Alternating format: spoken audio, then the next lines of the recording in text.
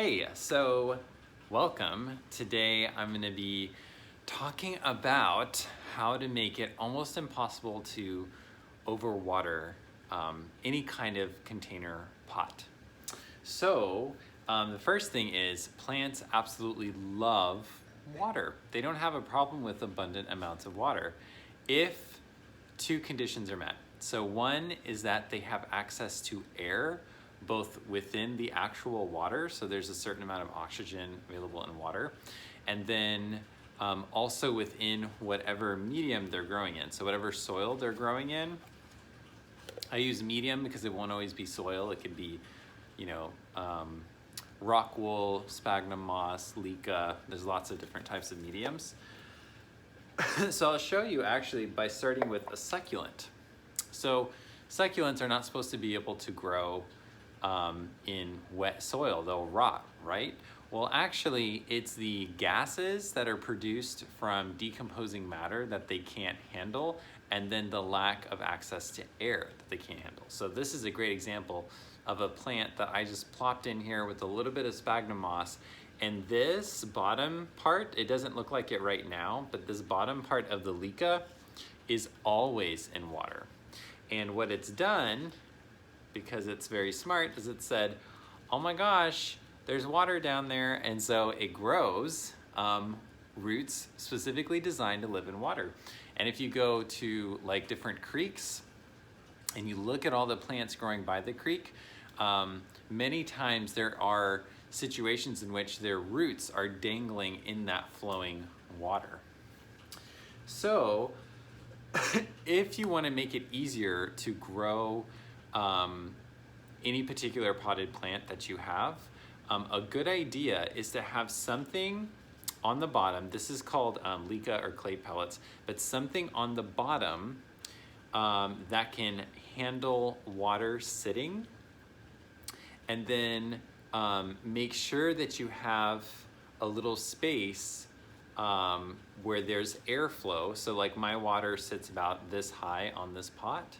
And so there's a nice little spot for air to flow through, and then having more moisture retentive medium, which is the sphagnum moss here at the top. And if you do that, what happens is you get to this really nice situation where they always have access to water, so their growth never slows down because of lack of water, but they always have access to air. And that's the magic mix. And you can actually grow plants only in leca as well. But there's a couple little issues that I ran into, and that's why I don't grow most of my plants in pure leca. So the first issue is it's unstable. And you can already see here, this plant's really tough, so it doesn't mind, but I wasn't able to stabilize it. So it's nice to have some of their medium on top. And then the other reason why is some types of plants need a lot of insulation around their roots. They don't like wind blowing through their roots. Now, if you have an orchid, that's a totally different situation because they grow in trees attached to bark. So like, this guy is like the orchid version of a tree because it actually does grow on the barks of trees. And so I grow it in pure leca and it does phenomenal. This dude over here has not done as well because it's really not meant to be so exposed. But even though it hasn't done as well, it's never died or suffered from overwatering. And some plants do especially well with this. Almost all the plants that you try with this method are going to live, which is why I prefer it over just soil and no level of leca on the bottom. But some do really well. So here I have a cutting that I did of a philodendron. And on the top, I have rock wool, which I really wouldn't recommend. I think sphagnum moss is better. And then I had leca, and you can see the roots. And then this normally isn't in this pot. It sits in a tray full of water. And these are all of the water roots that have been growing. And most of my indoor plants have not gotten the type of love they deserve because I'm so busy with my outdoor garden and trying to figure that out and trying not to kill all those plants while I'm an amateur gardener, amateur outdoor gardener. So what's been amazing though is even with me being fairly negligent, they've all survived, which has really proven this method to me really well. And then even an African violet, this guy really deserves like more care and love. This has not gotten much from me, and yet it's still doing really well considering, and it sits in about that much water and it does great. So it's been super, super reliable. There are a couple caveats. So one is if you're in a really cold environment, the water temperature is going to be even colder. So if you're in a really cold climate, if you're not on top of the temperature, then you want to be more careful and maybe even let the bottom layer dry out a bit. Here's a good example. There's a little bit of water here. I would let that dry out to the bottom before watering it again. And that's a big generalization. You might have something like a peace lily, which will not tolerate that. They don't like drying out generally. So that's the first caveat. And the second caveat is you don't want to let that water sit there forever. So if it's like a dark corner and the plant's really not using that much water, you don't want that water to just sit indefinitely because it's gonna lose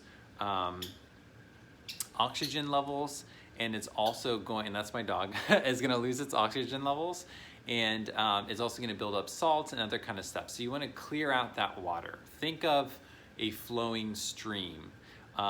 You never want water sitting for too long at the bottom of pots.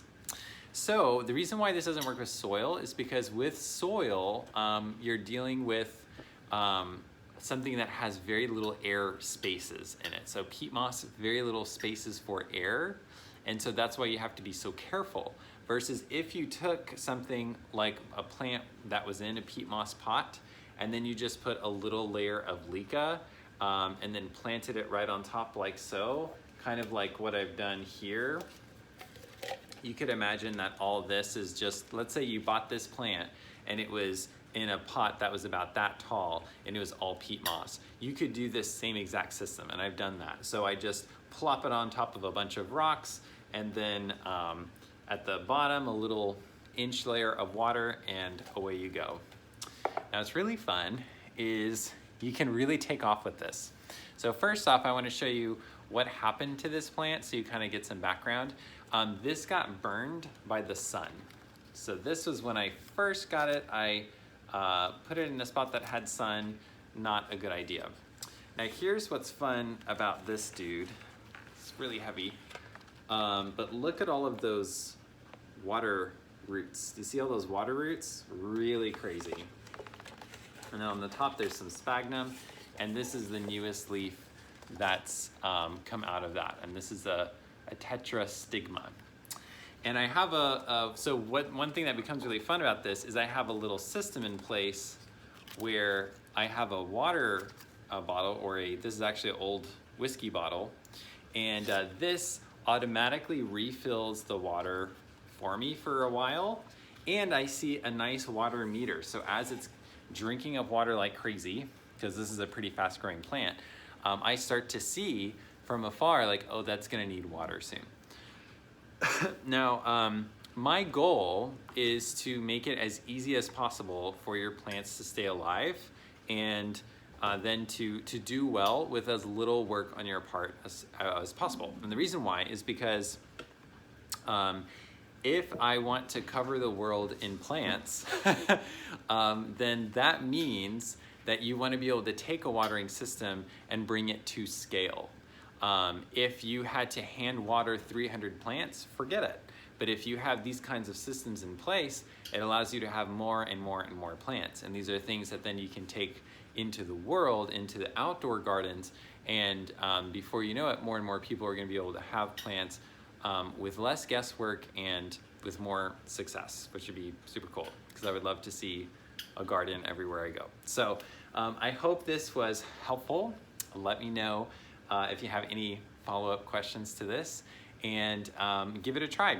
All you need is something that is inorganic, like the clay pellets, something that has that's like round, like you could even probably do pebbles or rocks, something that doesn't really absorb water and will hold open some space and have a little bit of water in the bottom of the pot, and you're good to go. So cool, so have some fun with that. Let me know if you have any questions, and I'll see you in the next video.